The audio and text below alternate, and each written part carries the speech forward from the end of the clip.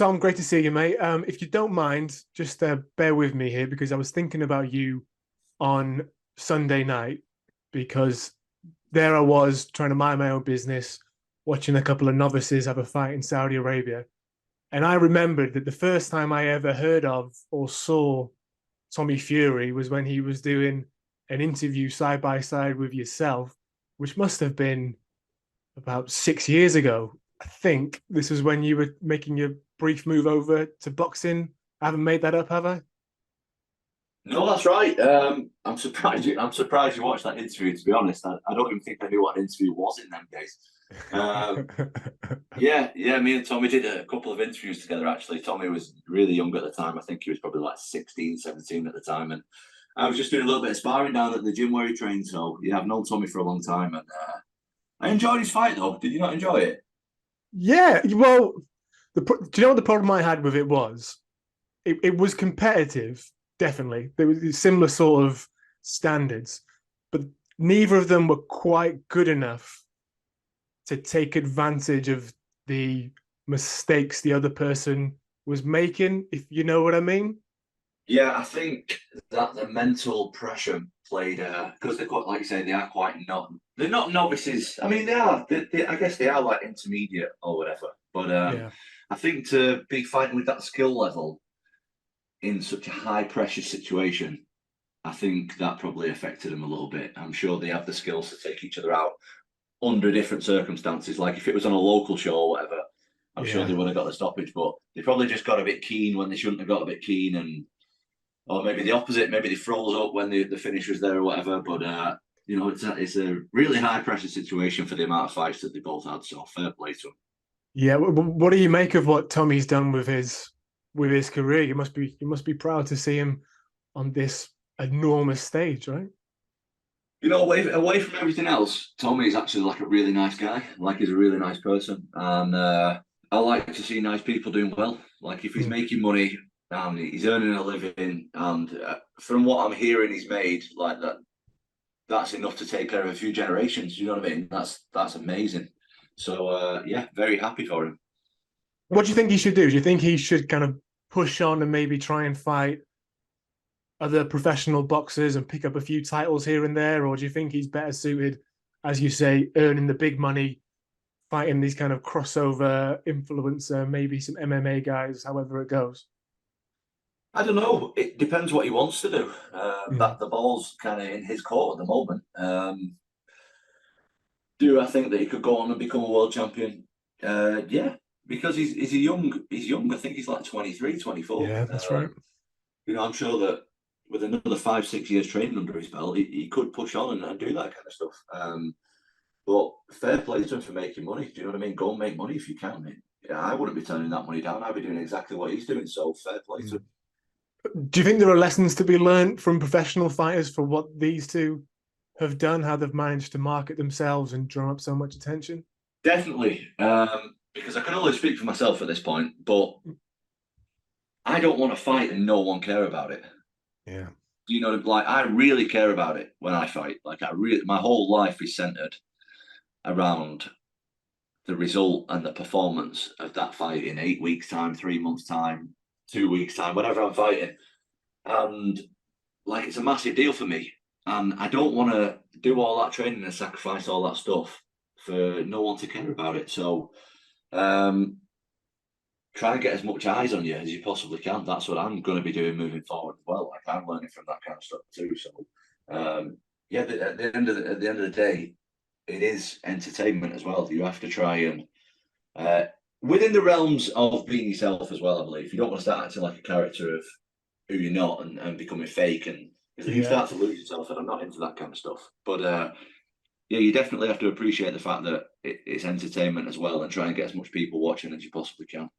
Are we able to address the big Irish elephant in the room here? Listen, Connor told me not to speak about him anymore, so I'm going to respect that. I don't want. He's a scary guy. I don't want anyone. You know, he's sending out threats. Yeah. I'm gonna back off. I ain't gonna talk about him no more if that's the case. Were you surprised that this is where it went? Because watching the interview back that you gave, it seemed like pretty fair comment. What you said. I'm I surprised that mean, it was taken this badly. yeah, I didn't disrespect him in any way. I would never Mm. disrespect him or anybody. Do you know what I mean? You've met me as a person plenty times. I'm not that kind of character. I wouldn't disrespect anyone, especially somebody like him, who's a massive pioneer of the sport. All I said was I'm more interested in other fights. Like there's a frigging heavyweight title fight coming up this weekend in my division. Of course, I'm more invested in that. But who knows? Like I say, his name is staying way out of my mouth right now. I don't want none of that. I don't want none of that stuff. Just for my own curiosity here, is there a history that we don't know about, or is this just completely out of the blue? There's no history. I've never talked to him before. We don't have any mutual friends or nothing like that. Quite surprising, really, because the guy whose channel it was on, like it's not a big channel or anything. And usually I don't do like interviews on smaller channels, but the guy whose channel it was is like I know him personally and I'm quite friendly with him and stuff. He's actually my friend, so quite surprising that he's seen the interview. But like I said, I didn't feel like I said anything. I would never disrespect anyone, especially not someone like him. So unintentional if he felt that way. Okay. Okay. Well, you're not making £170 anytime soon. So let's move on and talk about your real fighting career because Tommy Two Legs is back. Where Oh, are you? Where are you on the rehab and how's the leg feeling at the moment? oh, he's a dangerous man, let me tell you. Extremely dangerous. Great, great. The rehab is actually like it's minimal right now. It's like I went through a really intense rehab program, doing like twice a day, working with the best physios, the best surgeons that are out there. Thanks to the UFC, it's been amazing. Mhm. And yeah, now it's really amazing. Like I feel so blessed to be able to like be healthy and train with two legs and do what I love every day and be able to escape positions and balance on one leg that I wasn't able to do before and move in ways that I've not been able to do for a long time because it's been an ongoing injury. And yeah, I just feel like incredibly lucky that I'm in the position where I am right now and really grateful for it. By the time you do come back, who do you think is going to be the guy at the top that you're chasing down? Which Tough is a question, isn't it? strange way of me asking who do you think is going to win on Saturday? Yeah. So that was a sneaky one. That was a very sneaky one. Tough question. I think it can go either way. This is like heavyweight MMA at the highest level, the absolute wildest division in the most unpredictable sport in the world. You just never know. One day I'm leaning towards one day I'm leaning towards the other. I think a lot of people are writing off Cyril Gane. I think he's very good, he's very skilled, he's got an unusual style for a heavyweight in the fact that he's really mobile, he's really well balanced, he's really good on his feet. But we're talking about Jon Jones. We're talking about one of the best fighters to ever grace the octagon. Is he going to look at heavyweight? We don't know. We don't know. But I wouldn't be surprised either way, that's for sure. Have you seen videos of John recently and how his body looks since he's put on this extra weight? Yeah, he looks heavy. He definitely Mm. looks heavy. And he looks like he's moving different. But also, I am being a bit savvy to the game at the moment. And I know how it works when there's cameras around and you've got to keep them cards close to your chest. So I'm not buying that. Yeah, I'm not yeah. buying that he's moving that slow and he's plodding around like he was doing in his training. I'm pretty sure that he's keeping his cards a bit close to his chest. What would you, if you had to give Cyril one message, one big piece of advice, like for the fight, this is the thing you have to do if you're going to win this fight? What do you think it would be? Well, let me start by saying he definitely doesn't need advice from me. The guy's doing just fine without my advice. I know, I know. I think he's got to keep him guessing. I don't think he Yeah. can be stood in front of him at any time. Once Jon Jones gets into a rhythm and he gets comfortable, like he starts to shut people out completely. So he has to keep on the move. He has to be super fit. He has to keep guessing at all times and don't let him be comfortable. John gave his top five UFC fighters of all time. He gave his list out a few days ago. I wanted to know what you thought of his list and where you think he might fit into your list. So number five, Jose Aldo. Number 4 was Khabib. Number 3 was GSP. Number 2 was Anderson Silva. And surprisingly, number 1 was Jon Jones. I think he's done a pretty good job there. But me personally, I would switch GSP and him. I would go GSP number 1 and Jon Jones third. So GSP number 1, Silva number 2, and then Jones. Yes, until if he wins the heavyweight title, he definitely needs to be up there as one of the best ever.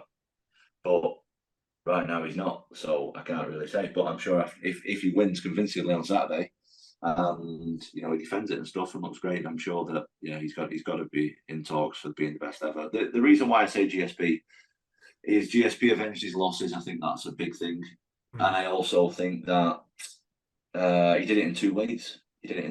So that's something that Jon Jones is not yet to do. So very interesting moving forward. But yourself, obviously, you want to get this comeback fight, then you're going to come on a run to push for the title. Would it make it extra exciting, extra sweet if you are going for the title for the guy who could be the greatest of all time? It sort of makes it the ultimate challenge, I suppose, to become champion. I mean, I would love to be the first guy to beat Jon Jones. That would be something. And I do think I've got what it takes to beat him. If there's anyone in the division that has what it takes to beat him, I think it's me. But what makes you say that, Tom? What makes you say that? Because I've shown barely anything of what I can do really in my fights. I can do a whole lot more than I've shown. And it's not that I'm keeping some kind of secret thing to myself. It's nothing like that. I've just not. My octagon time is so short that I've not really had the opportunity to show a lot of the stuff that I'm really good at. And I don't know. Yeah, just that really. I think I need a bit more experience before I beat him. I'm not getting ahead of myself. I don't think that I'm going to roll in the octagon and beat him up tomorrow. I think I definitely need more fights and need more wins under my belt. But I think that if you don't think that you can beat the best fighter of all time, what you're in the sport for? Do you know what I mean? I'm trying to be the best ever. So, that's what I'm going to try and do. And if I don't do it, I've tried it.